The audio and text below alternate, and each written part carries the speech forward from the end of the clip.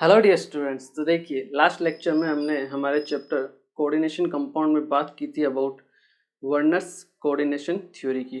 ठीक है, वर्नर ही वो आपका फर्स्ट साइंटिस्ट था जिसने इनिशिएट किया था किसी भी कॉम्प्लेक्स कंपाउंड के अंदर जो आपकी केमिकल बॉन्डिंग होती है और जियोमेट्री होती है उसके बारे में। ठीक है, और वो उसके अकॉर्डिंग आपके जो सेंट्रल मेटल एटम होती है, ठीक है, जो आपका कॉम्प्लेक्स कंपाउंड होता है उसमें दो टाइप की वैलेंसीज होती है। एक होती है आपकी प्राइमरी वैलेंसी और एक होती है आपकी सेकेंडरी वैलेंसी। वो दोनों हमने उनमें क्या क्या डिफरेंस होता है, कौन कौन सी वैलेंसी किसको डिनोट करती है, ठीक है, वो सब हमने लास्ट लेक्चर में देख लिया था। ठीक है, आज हम वहीं से आगे स्टार्ट करते हैं और आज हम अपनी सेकंड थ्योरी पढ़ते हैं, that is valence bond theory. ठीक है ना, एक इम्पोर्टेंट थ्योरी है जो आपने केमिकल बॉन्डिंग में पढ़ी थी, वैसे ही सेम टाइप के पोस्टुलेट्स भी आपको यहाँ पे भी मिलेंगे। ठीक है ना, इस थ्योरी में क्या है, हम कुछ पॉइंट्स आपके क्रिस्टल फील्ड थ्योरी से भी इंक्लूड करेंगे। ठीक है ना, क्योंकि उन पॉइंट को जब हम इंक्लूड कर लेते हैं तब हम एक्चुअल में जो वैलेंस बॉन्ड थ्योरी है, ठीक है ना, उसको हम एक अच्छी तरीके से एक्सप्लेन कर पाते हैं। ठीक है ना, तो ये चीज़ भी इंपॉर्टेंट है जो आपको ध्यान रखनी है। ठीक है, तो आइए स्टार्ट करते हैं अपनी second theory, that is valence bond theory. ठीक है, वैलेंस बॉन्ड थ्योरी के लिए कुछ पॉइंट्स है जो मैंने यहाँ लिखे हुए हैं। फर्स्ट पॉइंट क्या कहता है, the central metal atom provides required number of vacant hybridise orbitals according to its coordination number. ठीक है ना, मतलब देखिए ये आपका AgNH3 होल ट्वाइस प्लस ये एक आपका कॉम्प्लेक्स है। ठीक है, एक और कॉम्प्लेक्स हम लेते हैं आपका CONH3 होल 4 2 प्लस। ठीक है, एक और एग्जांपल हम लेते हैं आपका FeCN होल 6 4 माइनस। ठीक है, तो देखिए फर्स्ट पॉइंट क्या है, the central metal atom provides required number of vacant hybridise orbitals according to its coordination number.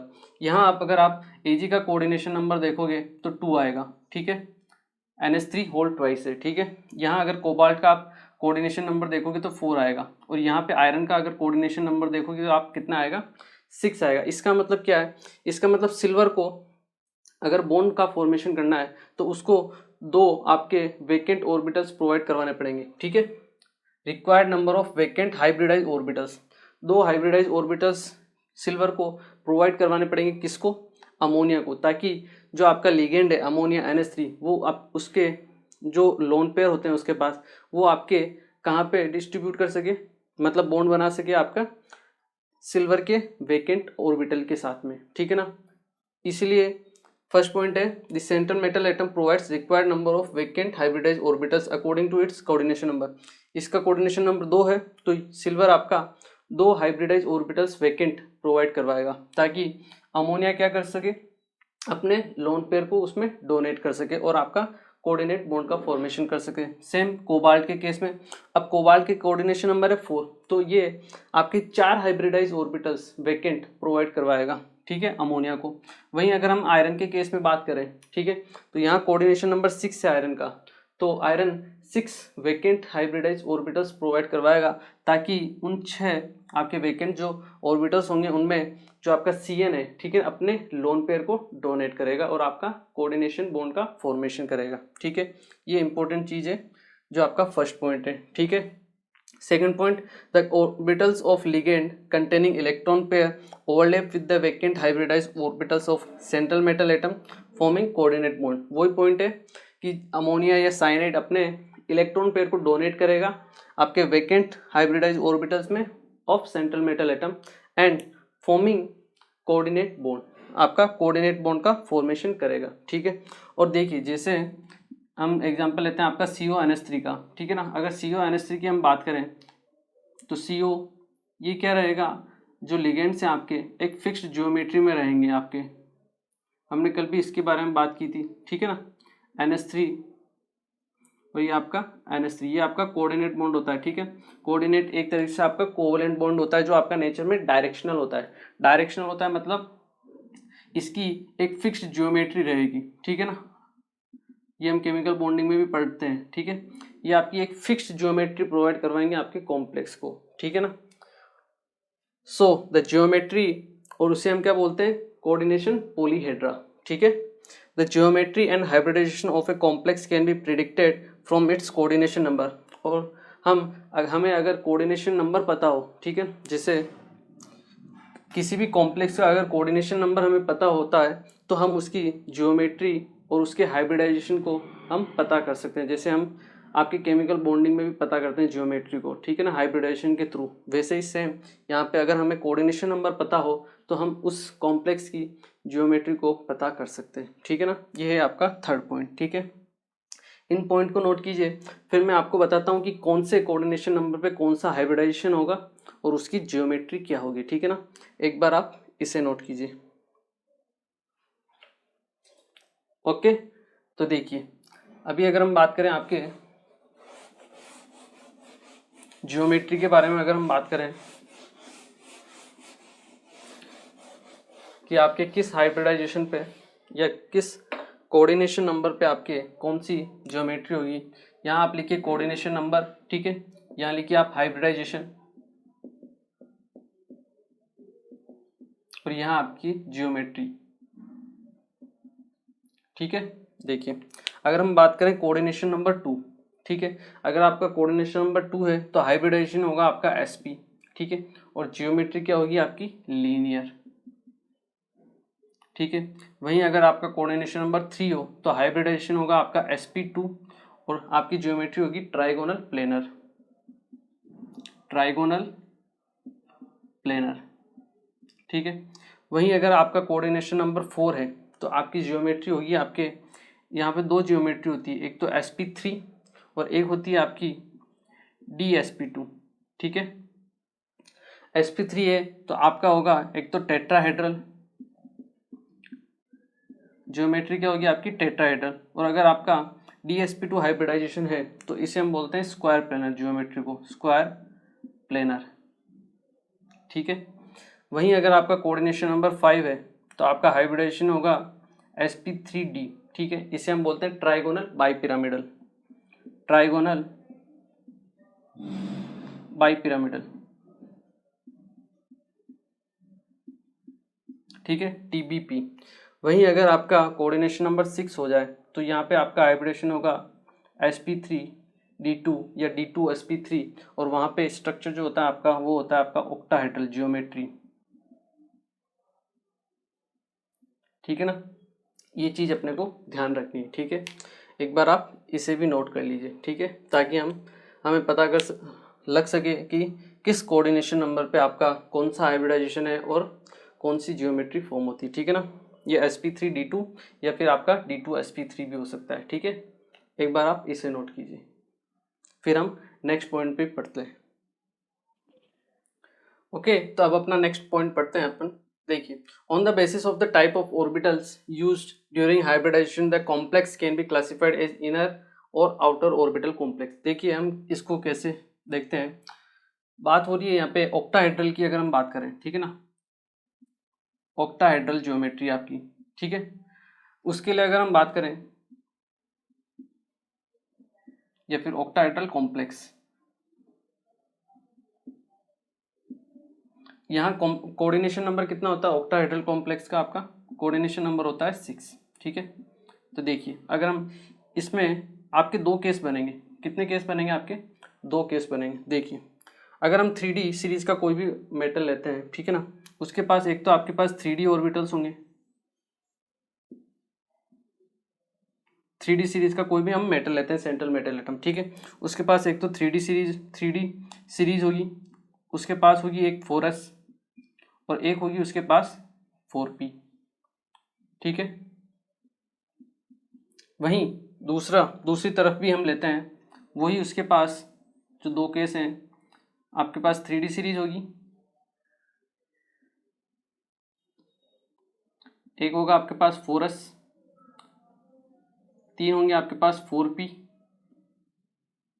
और आपके पास 3D है, 4s है और 4p है। वहीं साथ में आपके पास वेकेंट होंगे 4D ऑर्बिटल्स, ठीक है,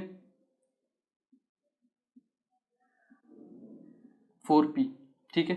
दो केस हम देखते हैं, ठीक है। फर्स्ट केस हम इसका देखते हैं। देखिए अगर कोऑर्डिनेशन नंबर 6 है, मतलब उसको 6 आपके वेकेंट ऑर्बिटल चाहिए, ठीक है, तो डिपेंड करता है कि जो आपका सेंट्रल मेटल एटम है वो कौन से आपके ऑर्बिटल्स को प्रोवाइड करवाता है।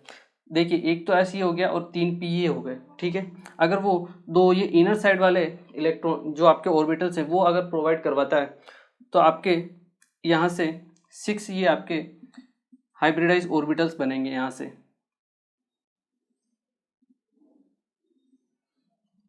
2 तो अंदर वाले, 1 s और 3 p। यहाँ से आपको जो हाइब्रिडाइजेशन होगा वो होगा आपका D2sp3 और उससे आपके 6 नए हाइब्रिडाइज ऑर्बिटल्स बनेंगे। क्लियर है इस तरीके से, ठीक है। यहाँ पे इसने क्या काम में लिया है, जो इनर डी ऑर्बिटल्स है, ठीक है ना, इनर डी ऑर्बिटल्स इसने यूज में लिए हैं। हम लिख भी सकते हैं यहाँ पे inner D orbitals, inner D orbitals are used, ठीक है। क्लियर है। वहीं अगर हम सेकंड केस में बात करें, ठीक है, यहाँ पे हो सकता है ये जो 3D वाले इनर ऑर्बिटल्स हैं इनको काम में ना ले, ठीक है।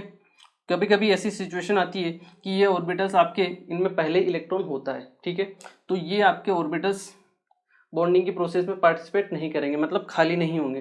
तो तब क्या करेगा मेटल, अपने आउटर वाले ऑर्बिटल वाले डी, पी नहीं आएगा, ये आएगा डी, ठीक है ना। आउटर जो आपके डी ऑर्बिटल्स हैं उनको काम में लेगा आपके बॉन्डिंग में, ठीक है, ये डी वाले। तो ये 4s, ये 4p और ये 2d, ठीक है ना। यहाँ से आपके जो हाइब्रिडेशन होगा वो होगा आपका sp3d2 टाइप का, ठीक है। और यहाँ से फिर आपके 6 नए ऑर्बिटल्स फॉर्म होंगे, ठीक है, ठीक है। तो जब आपके मेटल के पास जो इनर ऑर्बिटल्स हैं वो अगर फ्री नहीं है, उनमें इलेक्ट्रॉन प्रेजेंट है, तो वो आपके बॉन्डिंग के प्रोसेस में पार्टिसिपेट नहीं करेंगे, ठीक है। तब मेटल क्या करेगा, अपने आउटर जो इलेक्ट्रॉन है उनको काम में लेगा, डी ऑर्बिटल्स को, ठीक है। यहाँ पे हम लिख सकते हैं outer D orbitals, outer D orbitals are used. अब क्योंकि इसमें आउटर डी ऑर्बिटल्स काम में लिए जा रहे हैं, इसलिए इससे जो कॉम्प्लेक्स बनेगा उसे हम बोलते हैं आउटर ऑर्बिटल कॉम्प्लेक्स। क्या बोलेंगे हम, आउटर ऑर्बिटल कॉम्प्लेक्स। यहाँ हम लिख भी सकते हैं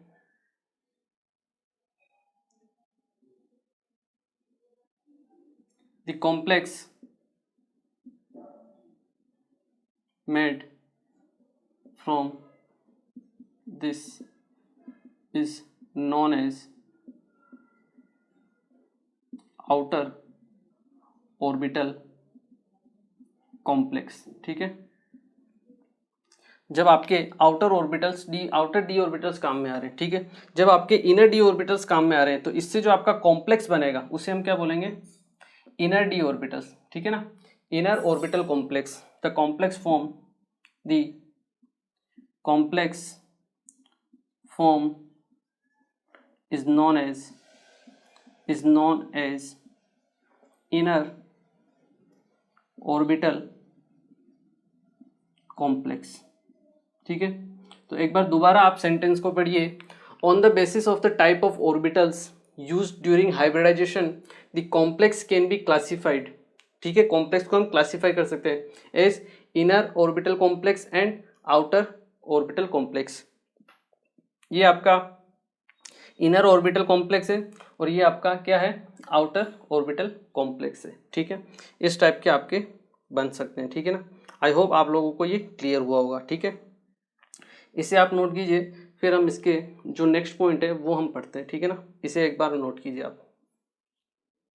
ओके, तो आई होप ये आप लोगों ने नोट कर लिया होगा। अब हम इसका 5th पॉइंट पढ़ते हैं, ठीक है ना।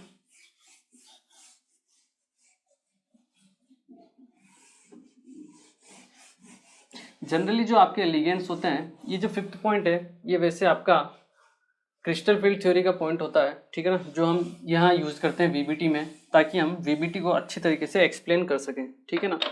तो 5th पॉइंट क्या कहता है, 5th पॉइंट के अकॉर्डिंग आपके जो लिगेंड्स होते हैं वो 2 टाइप के होते हैं, ठीक है। एक तो होते हैं आपके स्ट्रॉन्ग फील्ड लिगेंड और एक होते हैं आपके वीक फील्ड लिगेंड, ठीक है। वो भी हम देख लेते हैं।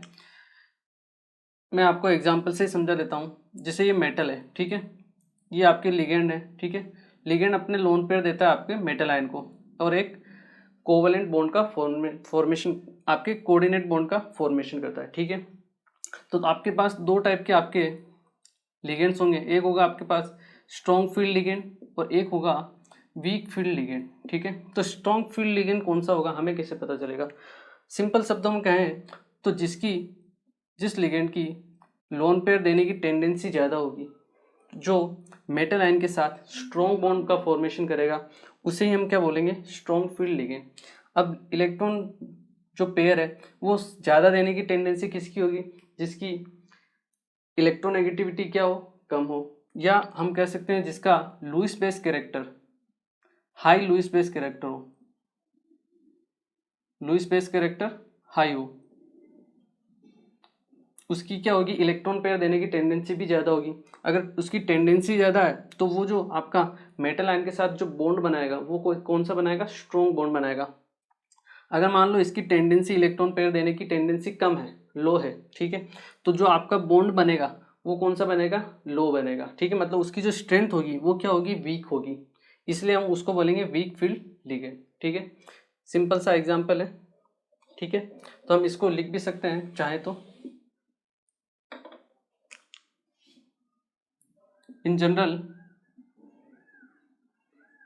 और ये जो आपकी स्ट्रॉन्ग फील्ड लिगेंड और वीक फील्ड लिगेंड है, ठीक है ना, ये स्ट्रेंथ का हम जो कंपैरिजन करते हैं एक्चुअल में हम क्रिस्टल फील्ड थ्योरी से ही करते हैं, ठीक है ना, लेकिन फिर भी हम वीबीटी में इसका यूज़ करते हैं, ठीक है, ताकि वीबीटी को हम अच्छे से समझ सकें, ठीक है ना। तो in general strong field ligand और we can say ligands are classified, पहले हम ये लिख लेते हैं, in general ligands are classified into two types, ठीक है। एक होते हैं आपके स्ट्रॉन्ग फील्ड लिगेंड, और सेकंड होते हैं आपके वीक फील्ड लिगेंड्स, ठीक है। जैसा कि हमने देखा जो आपके स्ट्रॉन्ग फील्ड लिगेंड्स होंगे, ठीक है ना, वो कौन होंगे? जिनका लुईस बेस कैरेक्टर जो हो हाई हो, ठीक है, मतलब जिनकी इलेक्ट्रॉन देने की टेंडेंसी ज़्यादा हो, ठीक है ना। तो हम लिख सकते हैं इन जनरल। इसके अलावा भी बहुत सारे पॉइंट होते हैं जिनके ऊपर आपकी लिगेंड की स्ट्रेंथ का ऑर्डर जो होता है डिपेंड करता है, बट इन जनरल हम बोले तो हम इससे बोल सकते हैं, ठीक है ना। इन general ligands which have high Lewis base character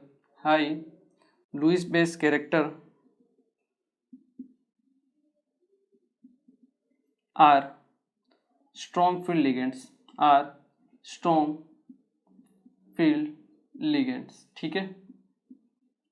आगे चल के हम इन लिगेंड्स का ऑर्डर भी कंपैरिजन करेंगे, ठीक है। तो अगर हम बात करें सिग्मा डोनेशन टेंडेंसी, ठीक है ना, सिग्मा डोनेशन टेंडेंसी, अगर हम ऑर्डर की बात करें, सिग्मा ऑर्डर मतलब ये आपके जो लोन पेयर को दे रहा है, ठीक है ना, सिग्मा बॉन्ड के थ्रू दे रहा है।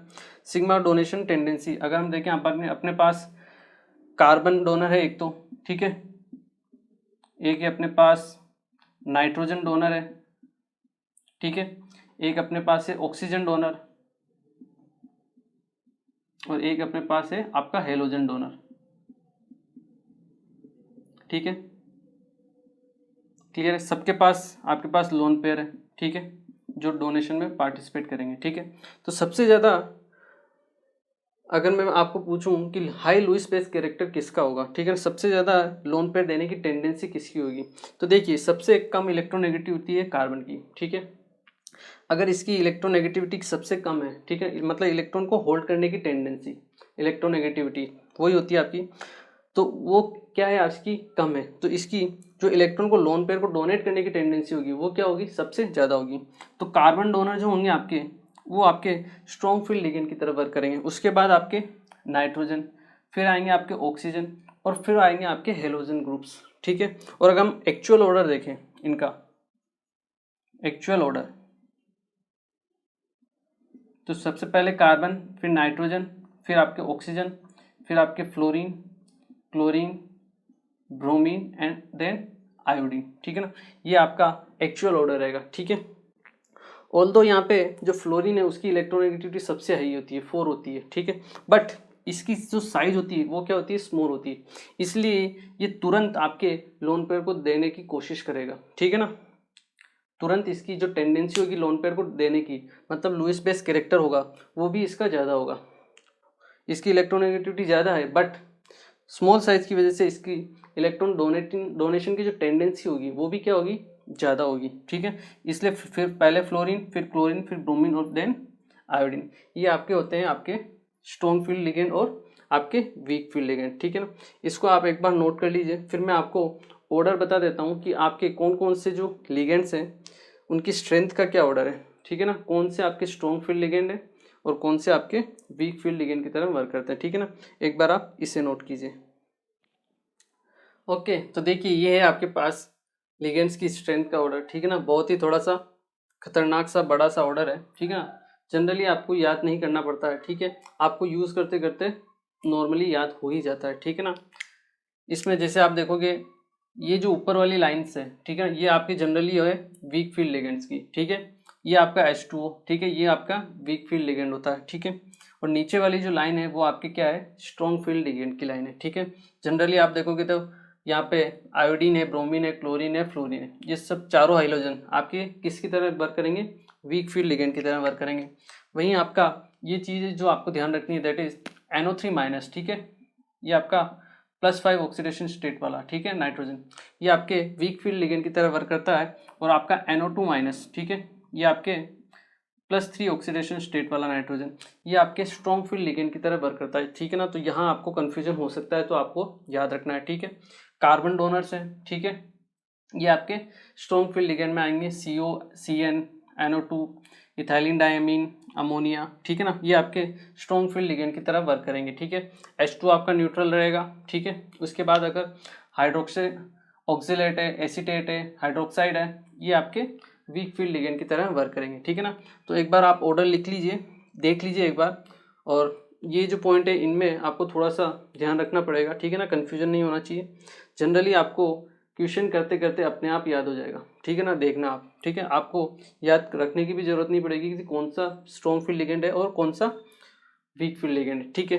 एक चीज़ तो ये, दूसरी चीज़ क्या है कि ये जो ऑर्डर है, ठीक है ना, ये ऐसा नहीं कि पत्थर की लकीर है, मतलब फिक्स नहीं है, ठीक है ना। जनरली फिक्स होता है बट किसी किसी मेटल के लिए जो आपकी लिगेंड्स है उसकी स्ट्रेंथ डिपेंड करती है अलग अलग चीज़ों के ऊपर, ठीक है। एक तो उसकी खुद की स्ट्रेंथ के ऊपर डिपेंड करती है, ठीक है। इसके अलावा वो जिस मेटल के साथ आपका कोऑर्डिनेट बॉन्ड का फॉर्मेशन कर रहा है उस मेटल की स्ट्रेंथ के ऊपर भी डिपेंड करती है आपकी जो लिगेंड्स है वो आपका स्ट्रॉन्ग फील्ड लिगेंड है या वीक फील्ड लिगेंड है। जनरली होता क्या है, जैसे आपका NH3 अमोनिया है, ये होता है आपका स्ट्रॉन्ग फील्ड लिगेंड। तो किसी किसी मेटल के लिए ये स्ट्रॉन्ग फील्ड की तरह वर्क करता है और किसी के लिए आपका वीक फील्ड लिगेंड की तरह भी वर्क करता है, ठीक है। जैसे मैं आपको एग्जांपल देता हूँ, ये आपका अमोनिया है, ठीक है, ये एक तो Fe+2 के साथ कोऑर्डिनेट बॉन्ड का फॉर्मेशन करता है और एक NH3 इसके Fe+3 के साथ, ठीक है। तो जब आपका ये अमोनिया बॉन्ड का फॉर्मेशन करेगा Fe+3 के साथ, तो Fe+3 का जो जेड इफेक्टिव है क्या है, ज़्यादा है, चार्ज ज़्यादा है, तो जेड इफेक्टिव इज हाई, ठीक है, इसका जेड इफेक्टिव हाई है, ठीक है। इसलिए ये किसकी तरह वर्क करता है, आपके स्ट्रॉन्ग फील्ड लिगेंड की तरह Fe+3 के केस में। वहीं Fe+2 के केस में क्या है, आपका जेड इफेक्टिव क्या है, low, Z effective is low. Z effective अगर आपका लो है तो ये किसकी तरह वर्क करेगा, आपके एक वीक फील्ड लिगेंड की तरह, वीक फील्ड लिगेंड की तरह, क्योंकि जेड इफेक्टिव कम है। जेड इफेक्टिव कम है मतलब इलेक्ट्रॉन को खींचने की जो टेंडेंसी है मेटल की वो क्या होगी, कम होगी, ठीक है। इलेक्ट्रॉन को डोनेट करने की टेंडेंसी लिगेंड की कम होगी, इससे जो बॉन्ड बनेगा कोऑर्डिनेट बॉन्ड उसकी जो स्ट्रेंथ होगी वो कम होगी, वीक होगी। इसलिए ये आपकी किसकी तरह वर्क करेगा, वीक फील्ड लिगेंड की तरह, ठीक है ना। तो जरूरी नहीं कि यही ऑर्डर हो, जनरली यही ऑर्डर होता है, बट किसी किसी मेटल के केस में मैं आपको लिखवा दूंगा, ठीक है ना, वो कौन कौन सी मेटल्स है जिनके केस में आपके एक्सेप्शन होते हैं, ठीक है ना। तो उन केस में आपके एक ही लिगेंड स्ट्रॉन्ग फील्ड की तरह और वीक फील्ड दोनों की तरह वर्क कर सकता है, ठीक है। ये एक इंपॉर्टेंट चीज़ है जो आपको ध्यान रखनी है, ठीक है। यहाँ तक तो हमने सीख लिया, ठीक है। अब चलो स्ट्रॉन्ग फील्ड लिगेंड हमने सीख लिया, वीक फील्ड लिगेंड सीख लिया, लेकिन इसका यूज़ क्या है, हम सीख तो रहे हैं, ठीक है ना, कि स्ट्रॉन्ग फील्ड लिगेंड ये होता है, वीक फील्ड लिगेंड ये होता है, इनका यूज़ क्या है, यूज हम देखते हैं। देखिए एक बार आप इसे नोट कीजिए। ओके, हो गया नोट। देखिए अगर हम बात करें आपके इनका यूज़ की, तो स्ट्रॉन्ग आपका फील्ड लिगेंड और वीक फील्ड लिगेंड जो होता है उनका यूज़ क्या होता है। देखिए अगर हम देखें कोई भी आपका मेटल है, जैसे 3D सीरीज का मेटल है, ठीक है, उसके पास एक तो 3D होगा, 3D ऑर्बिटल होगा, ठीक है, उसके पास होगा आपके पास फोरस, ये 3D, ये आपका फोरस, ठीक है, एक होगा उसके पास 4p, ठीक है ना। हम देख रहे हैं कि स्ट्रॉन्ग फील्ड लिगेंड और वीक फील्ड लिगेंड उनका यूज़ क्या है, यूज़ केस क्या है, पर्पस क्या है, हम क्यों पढ़ रहे हैं, ठीक है ना। ये जनरली आपकी क्रिस्टल फील्ड थ्योरी में आते हैं, ठीक है ना, बट हम यहाँ उसको यूज़ करके समझ रहे हैं कि हम उसको यूज कैसे कर सकते हैं। और आपके पास होगा 4D, ठीक है। तो होता क्या है, जैसे मान लो इसमें आपके पास 6 इलेक्ट्रॉन है 3D में, ठीक है, आयरन का केस है, डी में आपके 6 इलेक्ट्रॉन है, ठीक है। तो होता क्या है कि जो आपके स्ट्रॉन्ग फील्ड लिगेंड होते हैं, कौन से होते हैं, स्ट्रॉन्ग फील्ड लिगेंड। तो स्ट्रॉन्ग फील्ड लिगेंड की प्रेजेंस में ये जो आपके ऑर्बिटल्स होते हैं, जो अनपेयर्ड इलेक्ट्रॉन होते हैं, वो पेयर्ड हो जाते हैं। क्या हो जाते हैं, पेयर्ड हो जाते हैं। मतलब आपके जो 6 इलेक्ट्रॉन अलग अलग ऑर्बिटल्स में थे, 5 ऑर्बिटल्स में, वो अब क्या हो जाएंगे, पेयर्ड हो जाएंगे। ये होता है अगेंस्ट हुन्स रूल, ठीक है। जबकि हुन्स रूल क्या कहता है, आपके हर एक ऑर्बिटल में एक एक सिंगल इलेक्ट्रॉन होना चाहिए, उसके बाद ही आपकी पेयरिंग होगी। बट हुन्स रूल के अगेंस्ट आपकी यहाँ पे पेयरिंग हो जाती है, ठीक है ना। वैसे ये हुन्स रूल के अगेंस्ट नहीं होती है, ठीक है, इसको भी हम क्रिस्टल फील्ड थ्योरी में समझेंगे, बट हम जनरली बोल देते हैं कि ये पेयरिंग होती है आपके अगेंस्ट द हुन्स रूल, ठीक है। तो उसको आप नेग्लेक्ट कर देना। हम ये समझें कि स्ट्रॉन्ग फील्ड लिगेंड के प्रेजेंस में क्या होती है, इलेक्ट्रॉन्स में पेयरिंग होती है, ठीक है। अगर ये पेयरिंग हो गई यहाँ पे, ठीक है, तो अब जो ऑर्बिटल्स हमारे काम में आएंगे, ठीक है ना, अब जो ऑर्बिटल्स हमारे काम में आएंगे वो कौन से काम में आएंगे। अगर हम स्ट्रॉन्ग फील्ड लिगेंड की बात करें तो आपके पास जो ऑर्बिटल बचेंगे, एक तो 3D वाले ये बचेंगे, ठीक है, साथ में आपके पास फोरस ये बचेगा खाली, बाद में आपके पास बचेगा 4p, ये 4p ये फोरस, ठीक है। अगर आपके मेटल को 6 बॉन्ड बनाने हैं, मतलब उसका कोऑर्डिनेशन नंबर 6 है, तो ये आपके 6 ऑर्बिटल्स ये वाले काम में ले लेगा, ठीक है। 4D वाले काम में नहीं लेगा, आउटर वाले, इनर वाले D उसने काम में ले लिए। और यहाँ से जो हाइब्रिडेशन होगा वो होगा आपका D2sp2, ठीक है। और इससे जो कॉम्प्लेक्स बनेगा वो कौन सा कॉम्प्लेक्स बनेगा, इनर ऑर्बिटल कॉम्प्लेक्स, जो हमने अभी देखा था थोड़े टाइम पहले, ठीक है। D2sp3, D2sp2, sp3 बनेगा, ठीक है ना, D2sp3, ठीक है। वहीं अगर हम बात करें कि वीक फील्ड लिगेंड हो, क्या हो, वीक फील्ड लिगेंड हो, तो वीक फील्ड लिगेंड के केस में क्या होता है, इनकी पेयरिंग नहीं होती है। अगर पेयरिंग नहीं होगी तो ये ऑर्बिटल्स खाली नहीं होंगे, हमारे बॉन्डिंग में पार्टिसिपेट नहीं करेंगे। तो आपके कौन से 6 ऑर्बिटल्स काम में लेंगे, नेक्स्ट वाले। पेयरिंग नहीं होगी, सेम टू सेम रहेंगे आपके 1 2 3 4 5 एंड 6। ये आपका फोरस, ठीक है, ये आपका 4p और ये है आपका 4D। अब जो काम में लेंगे आपके, जो आपका मेटल काम में लेगा वो कौन से 6 ऑर्बिटल्स को काम में लेगा, sp3 और D2 बाहर वाले, ठीक है। यहाँ से जो हाइब्रिडाइजेशन होगा वो होगा आपका sp3D2, ठीक है। और जो कॉम्प्लेक्स बनेगा वो कौन सा बनेगा, आउटर ऑर्बिटल कॉम्प्लेक्स, ठीक है ना। तो ये यूज होता है आपके स्ट्रॉन्ग फील्ड लिगेंड का और वीक फील्ड लिगेंड का, ठीक है। आगे चल के हम एग्जाम्पल करेंगे इसके ऊपर, ठीक है। तो वहाँ आपको ये देखना जरूरी है कि स्ट्रॉन्ग फील्ड लिगेंड है या फिर वीक फील्ड लिगेंड है। अगर वीक फील्ड लिगेंड होगा तो पेयरिंग नहीं होगी, तो हम उसका हाइब्रिडाइजेशन निकाल सकते हैं, ठीक है। यहाँ से आप मैग्नेटिक कैरेक्टर को भी डिफाइन कर सकते हो, मैग्नेटिक मोमेंट भी बता सकते हो, अनपेयर्ड इलेक्ट्रॉन है उसकी हेल्प से, ठीक है। नेचर भी बता सकते हो कॉम्प्लेक्स का कि पैरामैग्नेटिक होगा या डायमैग्नेटिक होगा, ठीक है। अगर स्ट्रॉन्ग फील्ड लिगेंड होगा तो आपके पेयरिंग हो जाएगी, ठीक है। और पेयरिंग होगी तो उस हिसाब से हम हाइब्रिडाइजेशन को निकाल सकते हैं और उसकी शेप को, ज्योमेट्री को बता सकते हैं, ठीक है। तो ये यूज होता है आपके स्ट्रॉन्ग फील्ड लिगेंड और वीक फील्ड लिगेंड का, ठीक है। तो हम यहाँ पॉइंट बना के लिख भी सकते हैं, ठीक है ना। इन strong field ligand, in presence of strong field ligand, there is pairing happen happens, हम लिख सकते हैं अगेंस्ट हुम्स रूल, बट हुम्स को कैंसिल कर देते हैं, ठीक है ना, हम नहीं लिखते हैं, ठीक है, क्योंकि वो हुम्स रूल के अगेंस्ट नहीं होती है, ठीक है ना। In presence of strong field ligand there is pairing happens, ठीक है, ये हम लिख देते हैं। And in case of weak field ligand there is no pairing occur, no pairing will occur, ठीक है। ये चीज़ें जो आपको ध्यान रखनी है, क्लियर है, आई होप ये आप लोगों को क्लियर होगा, ठीक है। अब मैं आपको वो कुछ पॉइंट्स बता देता हूँ कि किस किस मेटल्स के लिए आपके जो वीक फील्ड लिगेंड है वो स्ट्रॉन्ग की तरह वर्क करेंगे और स्ट्रॉन्ग फील्ड लिगेंड आपके वीक फील्ड की तरह वर्क करेंगे, ठीक है ना। उसका मैं आपको पॉइंट बता देता हूँ, एक बार आप इसे नोट कीजिए। ओके, तो ये कुछ पॉइंट्स हैं वीबीटी के लिए जो आपको ध्यान रखने, ठीक है ना, स्ट्रॉन्ग फील्ड और वीक फील्ड के केस में, कि ammonia generally act as a strong field ligand but act as weak field ligand for chromium 2+, Mn2+, Fe2+ and cobalt 2+, ठीक है ना। तो ये पॉइंट्स आपको याद रखने पड़ेंगे, ठीक है ना, थोड़ी सी प्रैक्टिस करोगे तो याद हो जाएंगे, ठीक है ना। इन सब के लिए आपके अमोनिया किसकी तरह वर्क करेगा, वीक फील्ड लिगेंड की तरह, ठीक है। वहीं अगर हम बात करें आपके जो ऑक्सीजन डोनर्स होते हैं, जैसे ऑक्सिलेट होता है, ठीक है ना, वो ऑक्सीजन डोनर होता है, act as weak field ligand की तरह वर्क करता है, ठीक है, बट स्ट्रॉन्ग फील्ड की तरह वर्क करेगा आपके कोबाल्ट +3 और Cu+1 के लिए, ठीक है। सेकंड पॉइंट है फ्लोरीन, हमने देखा था हेलोजन जो जितने भी थे वो सब क्या थे, आपके वीक फील्ड लिगेंड थे, बट फॉर Ni2+, निकल +2 के लिए ये किसकी तरह वर्क करेगा, एक से स्ट्रॉन्ग फील्ड लिगेंड की तरह वर्क करेगा, ठीक है। वहीं फोर्थ पॉइंट है all ligands are strong field ligands for 4D and 5D series. 3D series हमें पता है स्कैंडियम टाइटेनियम वाली, ठीक है, उसके बाद आपकी यट्रियम जर्कोनियम वाली 4D सीरीज, फिर आपकी लेंथेनम वाली 5D सीरीज, ठीक है।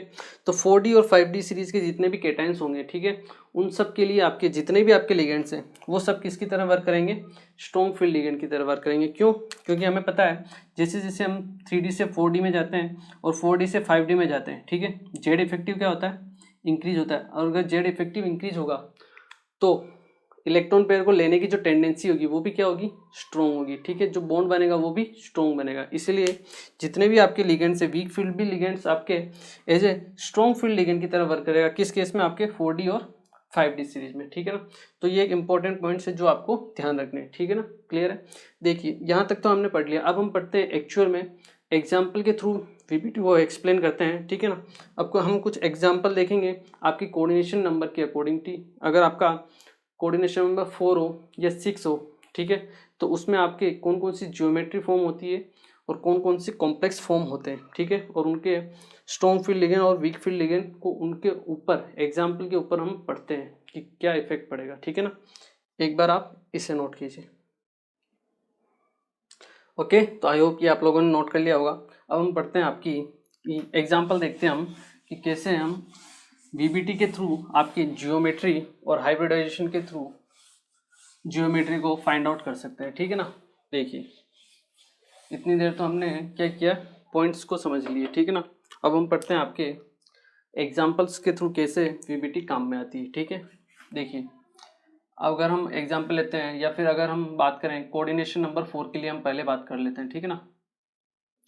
कोऑर्डिनेशन नंबर आपका 4 के लिए अगर हम बात करें, ठीक है, फर्स्ट मैं एग्जाम्पल लेता हूँ आपके लिए NiCl4 2-, ठीक है, इस कॉम्प्लेक्स के लिए हम बात करते हैं, ठीक है ना, सिंपल सा कॉम्प्लेक्स है, ठीक है। देखिए अगर हम बात करें यहाँ पे निकल की ऑक्सीडेशन स्टेट कितनी होगी, +2, क्लियर है। निकल का अगर हम ऑक्सीडेशन इसका इलेक्ट्रॉनिक कॉन्फ़िगरेशन देखें, निकल कॉपर जिंक 28 नंबर होता है, दैट इज 3D8 4s2, ठीक है। Ni2+ में क्या रहेगा इसका इलेक्ट्रॉनिक कॉन्फ़िगरेशन 3D8, 3D8 मतलब अगर हम बात करें ऑर्बिटल्स के थ्रू ये 3D रहेगा, ठीक है, ये आपका 4s रहेगा, साथ में आपके पास क्या रहेगा 4p, ठीक है, ये आपका 4p, ठीक है। 3D में आपके 8 इलेक्ट्रॉन्स हैं, 1 2 3 4 5, 6 7 8, ठीक है। ये तो इसका वर्क हो गया, ठीक है, S खाली और P खाली, ठीक है। अब बात आती है आपके, ये तो मेटल का लिए हो गया, अब बात आती है आपके लिगेंड्स के थ्रू, ठीक है। लिगेंड्स कौन है आपका? क्लोरीन। क्लोरीन क्या है आपका? वीक फील्ड लिगेंड है। अगर वीक फील्ड लिगेंड है तो पेयरिंग नहीं होगी।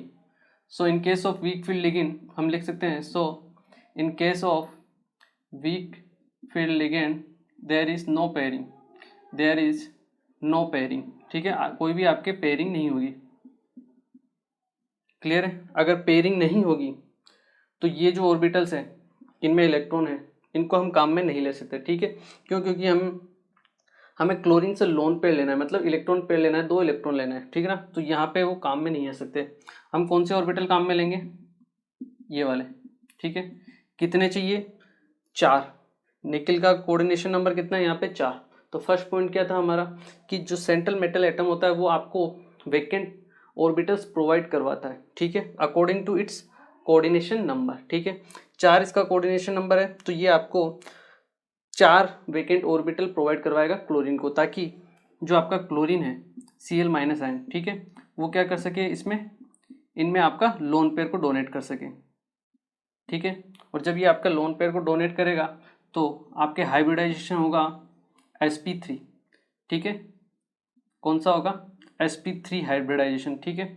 और आपके पास 8 इलेक्ट्रॉन आ गए, ठीक है, क्लियर है। यहाँ पे sp3 हाइब्रिडाइजेशन है, ठीक है।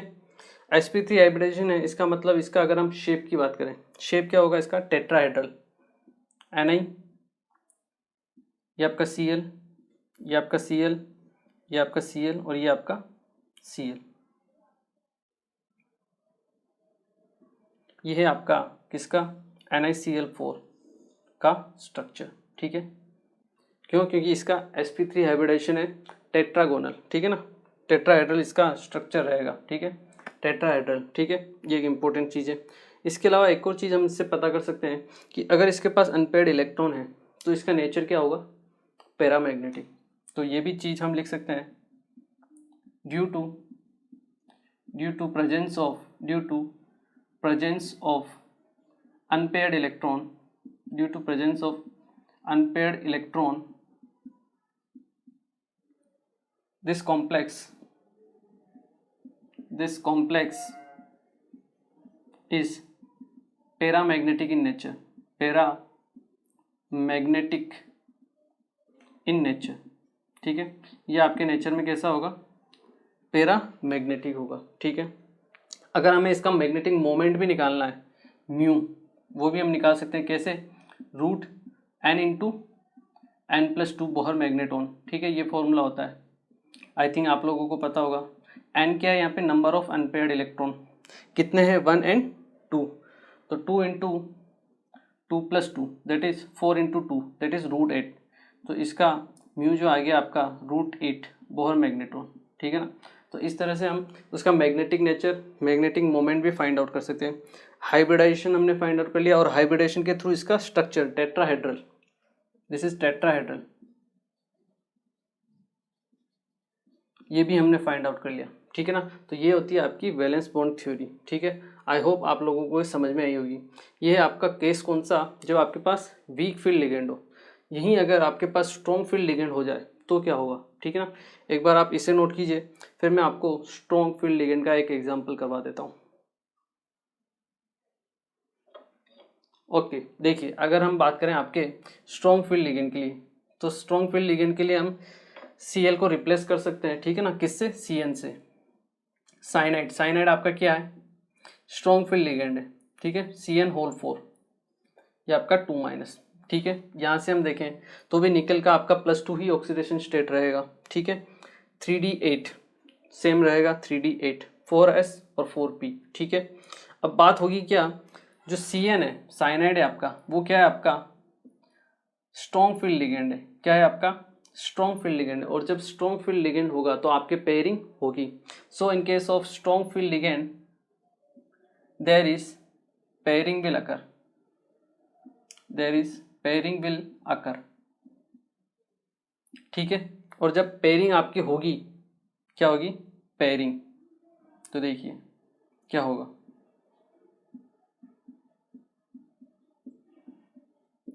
जब पेयरिंग होगी तो ये इलेक्ट्रॉन यहाँ से यहाँ पे आ जाएगा, ठीक है। हाइब्रिडाइजेशन देखते हैं कैसा होता है। ये आपका 3D, ये आपका 4s, ये आपका 4p, इसके में 4dB होता है, ठीक है ना। तो जब हमें ज़रूरत पड़ेगी मेटल को तब वो उसको यूज में ले लेगा, ठीक है, अदरवाइज है वो अपने पास, ठीक है। ये हुआ 3D 8, 4s और 4p आपके पास खाली है, ठीक है। जब पेयरिंग होगी तो ये इलेक्ट्रॉन भी इसमें आ जाएगा, ठीक है। तो आपके पास जो हाइब्रिडाइजेशन होगा वो कैसा होगा,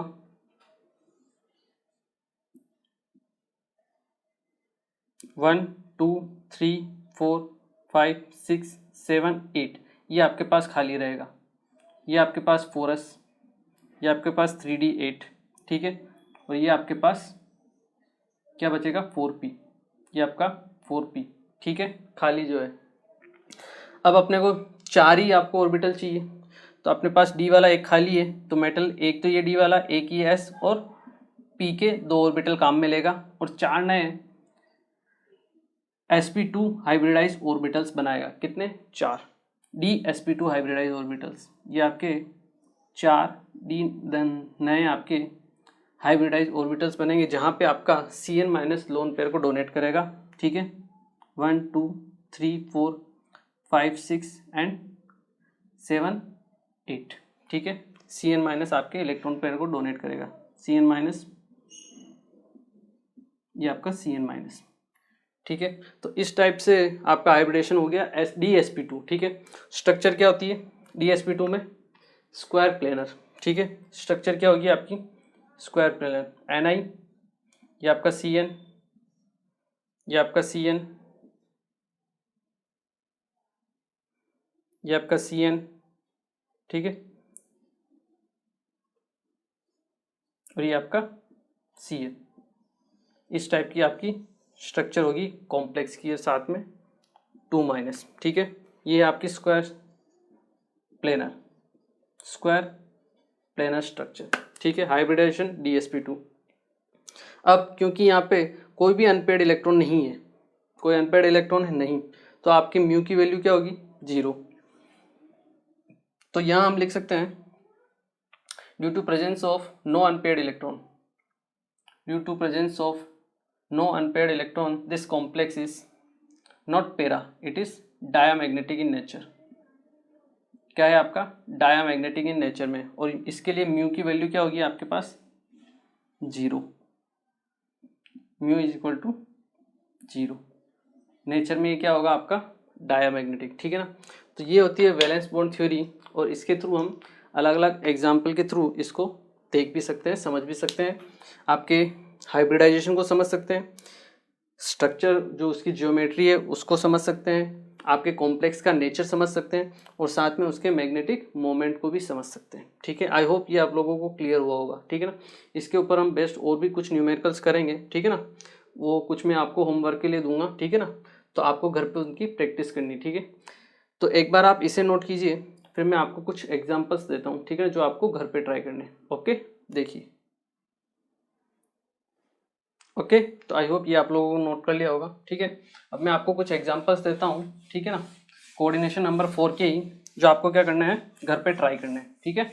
और फिर नेक्स्ट क्लास में हम उनको डिस्कस भी करेंगे, ठीक है, ताकि आपकी थोड़ी सी प्रैक्टिस भी हो जाए। फर्स्ट आप ट्राई कीजिएगा आपका Zn NH3 होल 4 2+, ठीक है। इसके लिए आपको वही 4 चीज़ें निकालनी है, हाइब्रिडाइजेशन, जियोमेट्री, मैग्नेटिक नेचर और म्यू की वैल्यू, मैग्नेटिक मोमेंट की वैल्यू, ठीक है। सेकंड आप ले लीजिए आपका NiCO होल 4, ठीक है, ये आपका न्यूट्रल कॉम्प्लेक्स, ठीक है, इसके लिए आप निकाल लीजिए। और थर्ड वन आप ले लीजिए PT platinum NH3 whole twice और ये Cl2, ठीक है। इन तीनों कॉम्प्लेक्स को आप नोट कीजिए, और आपको क्या करना है इन तीनों के लिए, ठीक है ना, चारों जो स्टेट मैंने आपको बताई है वो सब आपको फाइंड आउट करनी है, ठीक है। आई होप आप लोगों को समझ में आया होगा और आप बिल्कुल ईजी तरीके से कर लोगे। ठीक है, तो आज हमने VBT स्टार्ट की है। ठीक है ना, हमने देखा VBT में क्या क्या उसके पोस्टुलेट्स हैं, ठीक है, क्या क्या पॉइंट्स हैं और कैसे हम उसको यूज़ करते हैं किसी भी कॉम्प्लेक्स के ज्योमेट्री और हाइब्रिडाइजेशन को शो करने के लिए। ठीक है, तो आज के लेक्चर को हम यहीं फिनिश करेंगे और नेक्स्ट लेक्चर हम स्टार्ट करेंगे इन तीनों कॉम्प्लेक्स के जो स्ट्रक्चर होंगे, जो जियोमेट्री होगी उनसे, और उसके अलावा कुछ और नए एग्जांपल्स भी देखेंगे। ठीक है, तो मिलते हैं next lecture. Thank you very much.